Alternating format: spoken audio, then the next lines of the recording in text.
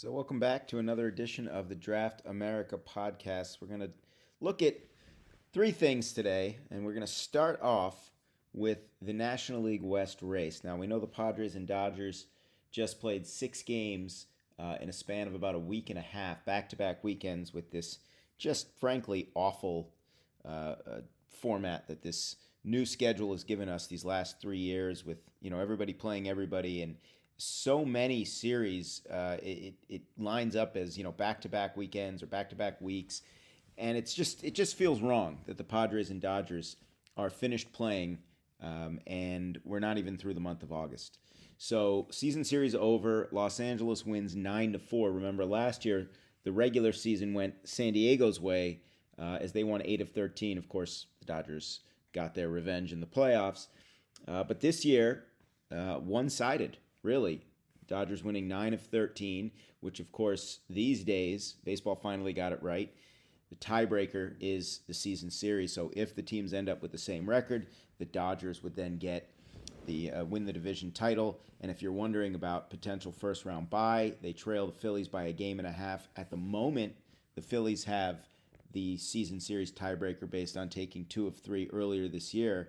However, they have 3 more games, and if the teams end up tied, the next tiebreaker would be the team's record within their own division, and that would, right now, is heavily in the Dodgers' favor, because the Dodgers, at the moment, in their own division, and get this, they are 25-11.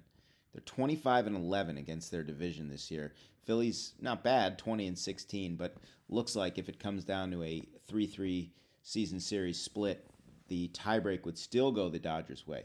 Now, the question is, right now, is this division race about to open back up? We know San Diego took a 9-game deficit, briefly turned it into a 1-game lead, and now the Dodgers are back up by a game, which, as we just mentioned with the tiebreaker, is essentially a 2-game lead at this point.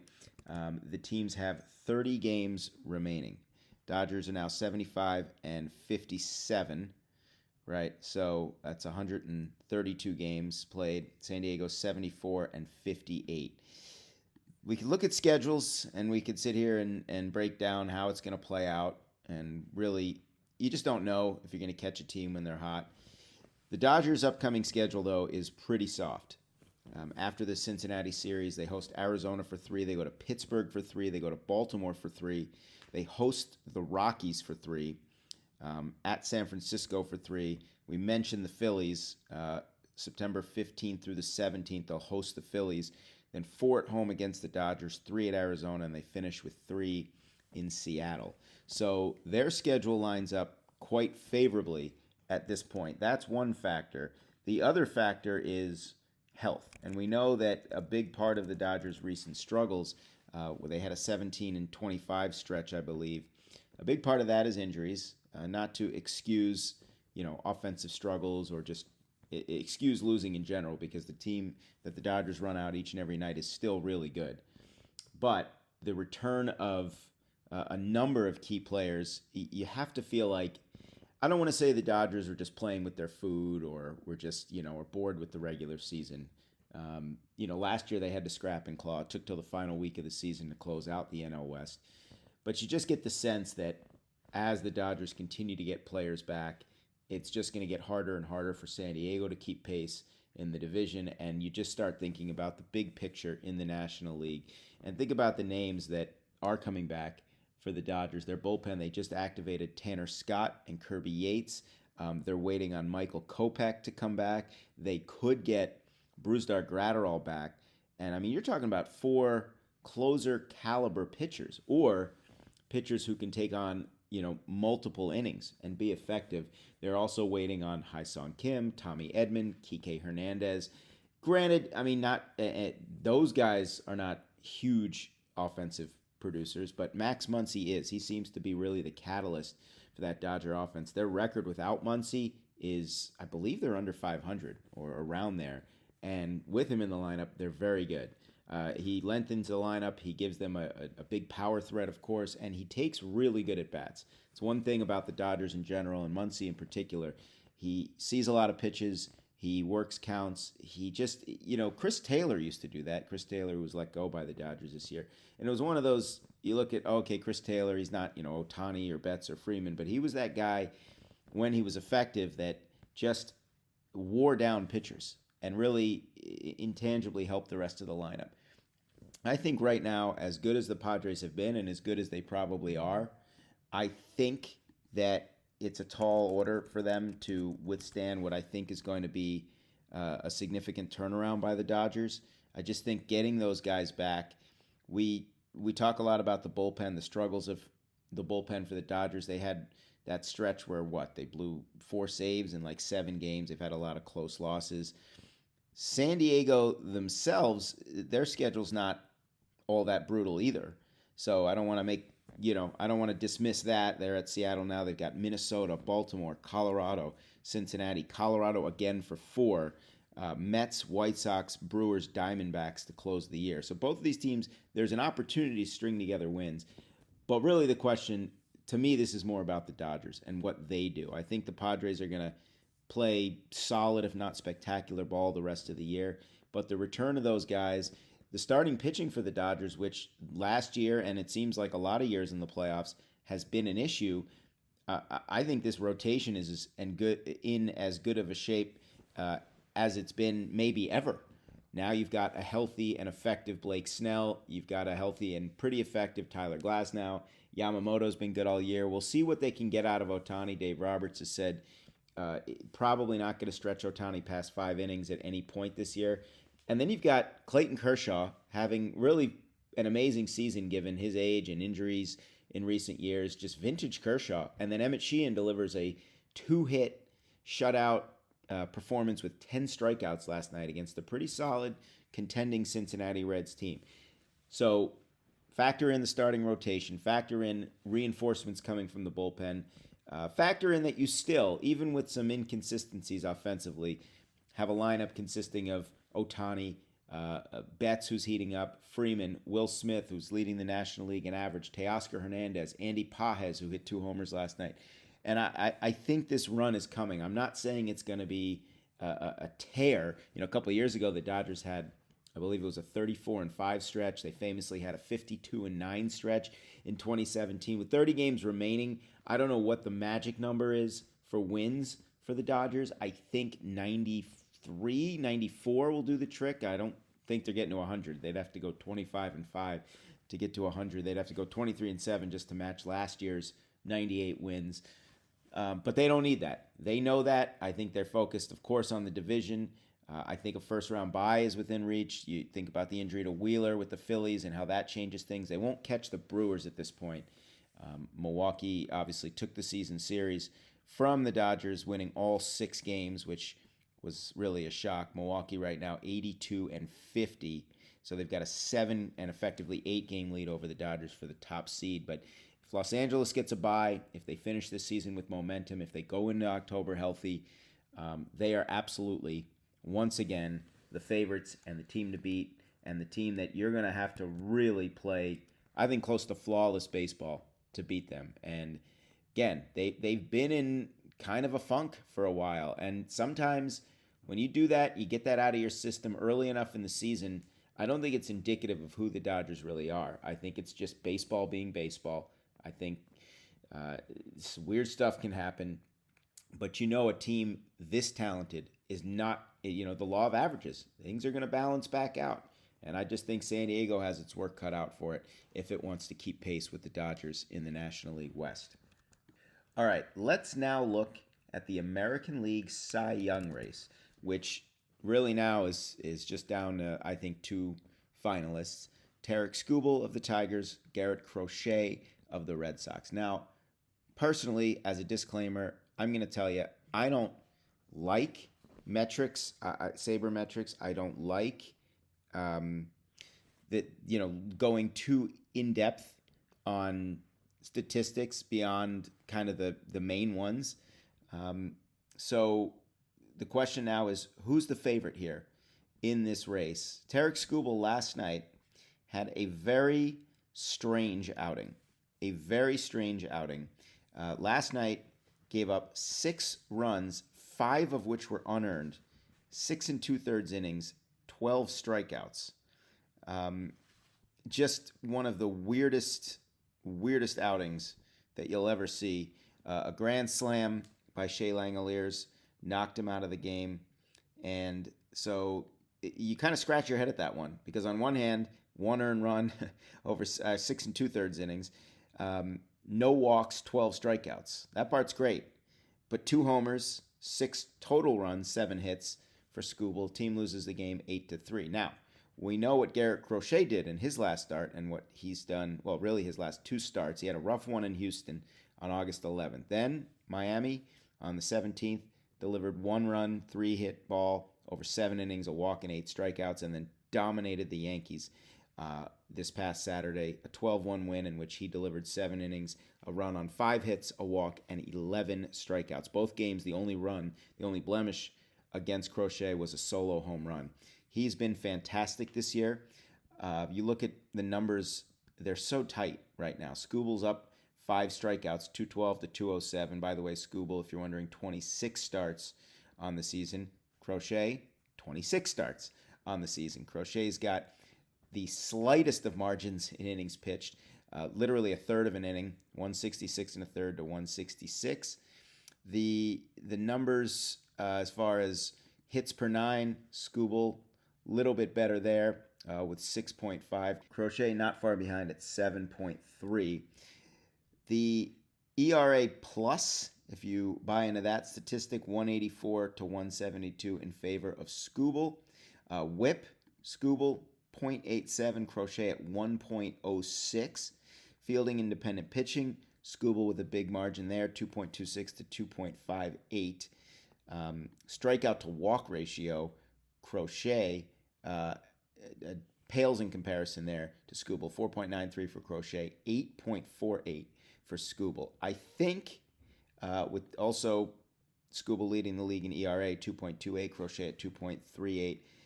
Wins, we know how people feel about wins. We know Brian Kenny wants to abolish the win as a statistic. Skubal 11-4, Crochet 14-5. But to me, the numbers, I mean, again, they're so close in a lot of categories, but it's still a noticeable enough gap right now that I think you got to give the nod to Tarek Skubal, which would be his second in a row. I don't think last night's performance necessarily hurt him. I think the fact that 5 of those 6 runs were unearned, and he still delivered 12 strikeouts over 6 2/3 probably helps more than it hurts. We'll see down the stretch.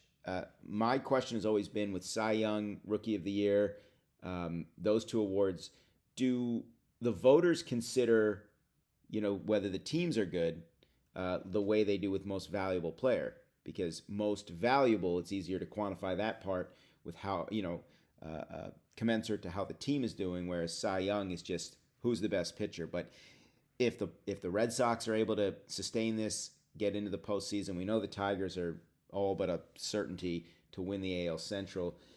If Boston is to fall out of it, and Crochet still continues it, does that even in the slightest factor in for the voters? We'll see. Right now, if I had to give out the award, I'm giving it to Tarek Skubal.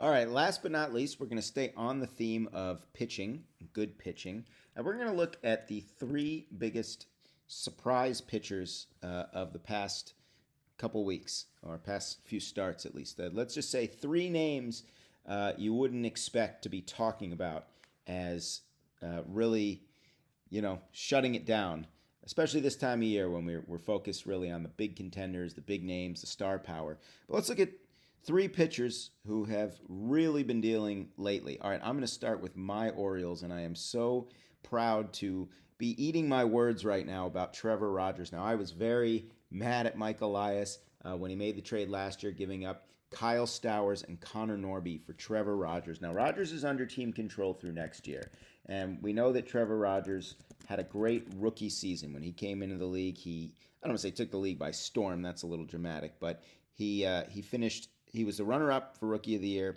in 2021, posted a 2.64 ERA that year in 25 starts.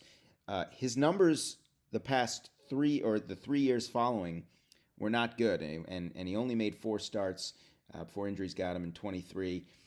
ERAs of 5.47, 4.92 last year. He was especially bad as an Oriole in 4 starts last year.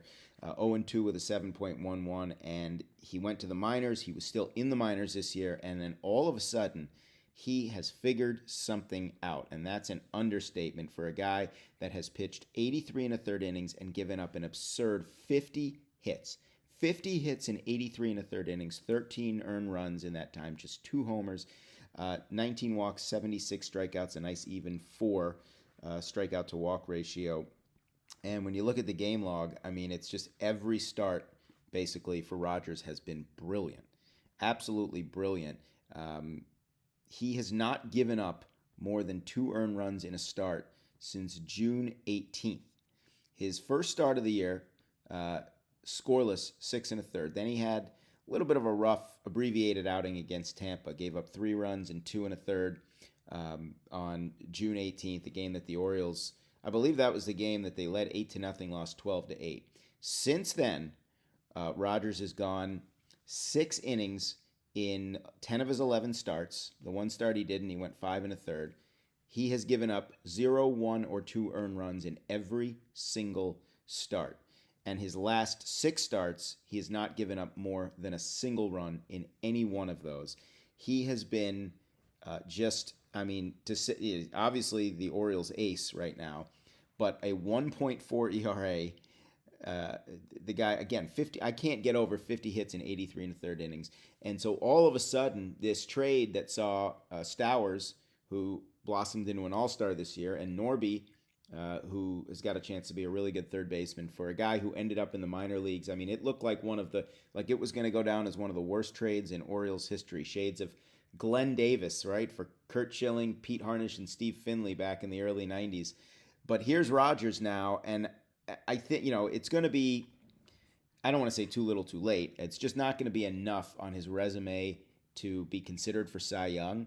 But if he did this over an entire season, he would be right there, if not above, I believe, Skubal and Crochet. So Rogers, again, you're not going to be sitting around talking about who are the great pitchers in baseball and talking about Trevor Rogers. But if you go by his last 11 starts in particular, really his entire year, but those last 7 starts in particular, you'd be blown away, I think. And you'd have to be talking about, since he has come back into the league, to the majors, I think you could argue he has been the best pitcher in all of baseball, or very close to it.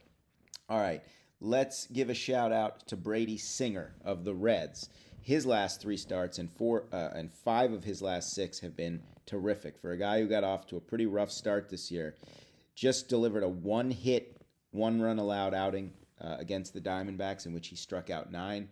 Previous start to that, a run over 6 innings against the Angels, and previous to that, 6 scoreless 3-hit innings against the Phillies. So 18 innings in his last 3 starts, just 2 runs allowed, 19 strikeouts, and just 9 hits against Brady Singer. Now, had a rough one before that in Pittsburgh, but prior to that, 4-hit scoreless outing over 6 with a walk and 10 strikeouts against the Braves. And then the start before that, a run over 7 1/3 with just 3 hits allowed against Tampa Bay with 8 strikeouts. So Brady Singer, for a Reds team that, well, we know the deal with them. They haven't been swept all year. We know that they're scrapping and clawing, trying to get that third and final wild card spot.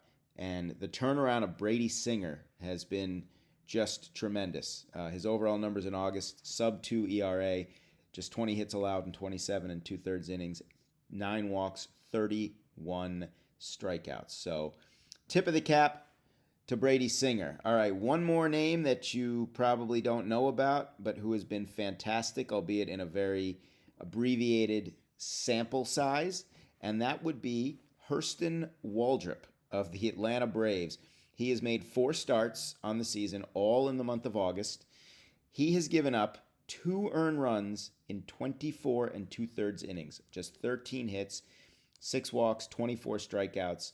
His 4 outings, a run over 5 2/3, a run over 6, 6 scoreless, just 2 hits allowed, 7 scoreless with just 4 hits allowed.